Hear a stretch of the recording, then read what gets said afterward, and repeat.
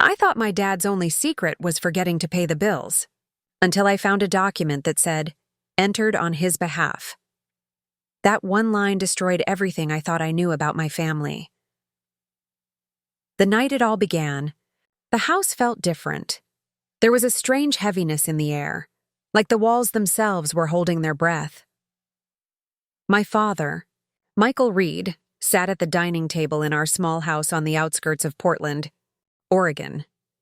Papers were scattered in front of him, old tax forms, bank statements, things he always put off until the last minute.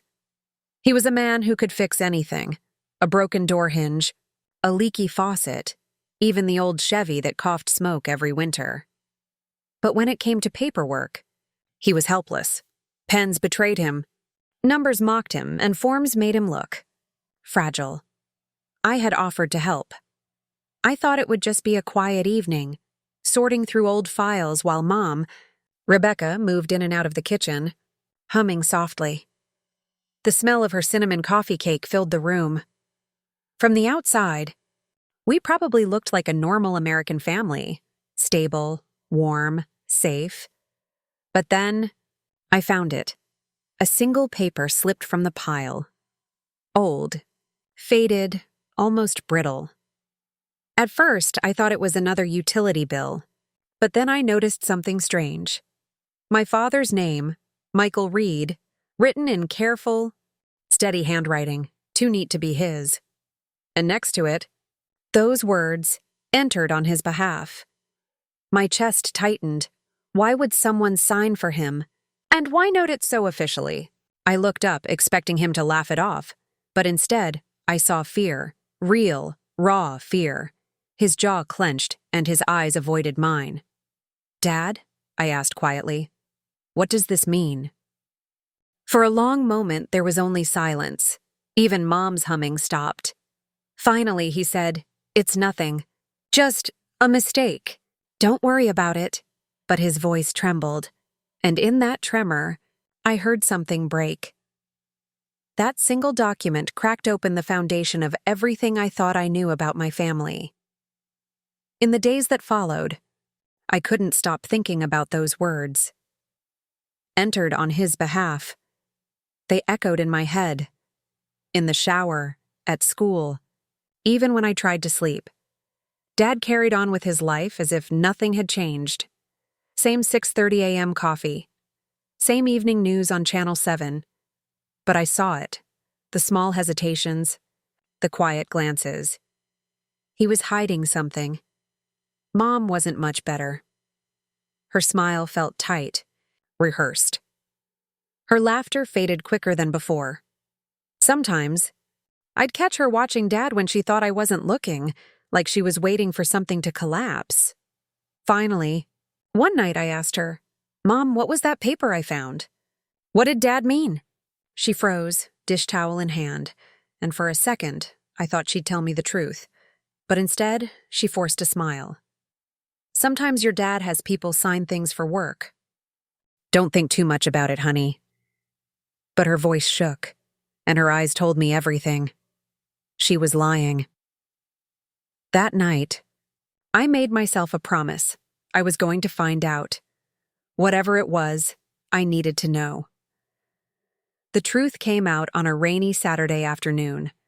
Thunder rolled over the city, and the light outside the window flickered like the sky itself was holding its breath. Dad was in his study, rummaging through a box of old files.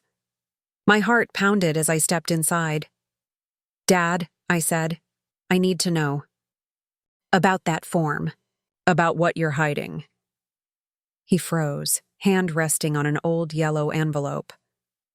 When he turned, his eyes looked tired, like he'd been running from this moment for years.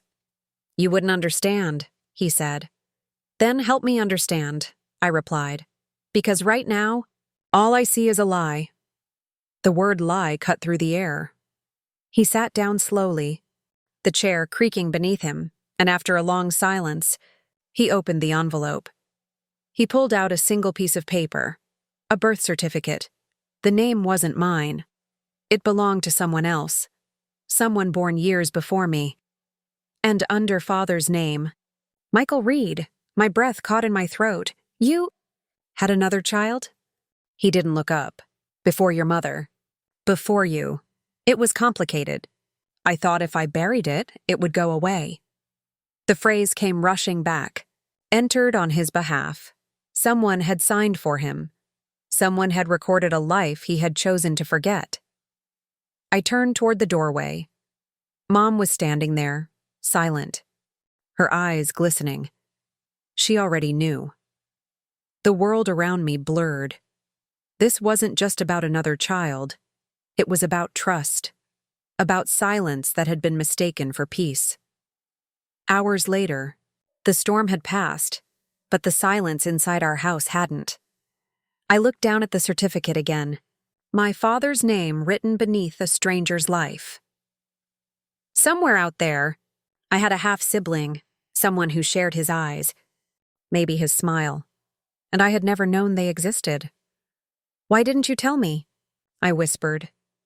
Dad finally met my gaze. Because I wanted to protect you. I didn't want my mistakes to touch your life. Mom stepped closer, placing a hand on his shoulder.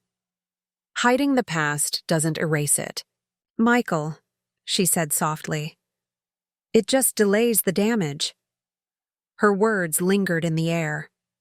I didn't know what hurt more. The secret itself, or realizing that both of them thought I wasn't strong enough to handle the truth. That night, I understood something I never had before. Families don't always break from betrayal. Sometimes they fracture under silence. My father was still my father, the man who taught me to ride a bike, the man who sat in the stands during every baseball game. But now I saw him differently, not as perfect, as human. And in that humanity, there was pain. And forgiveness, because the past doesn't vanish when we ignore it. It waits, quietly, until the day it demands to be seen. Some secrets don't stay buried forever. They just wait for the right moment to surface. And when they do, nothing in your family feels the same again. If you want more stories that begin with silence and end in truth, follow for the next chapter.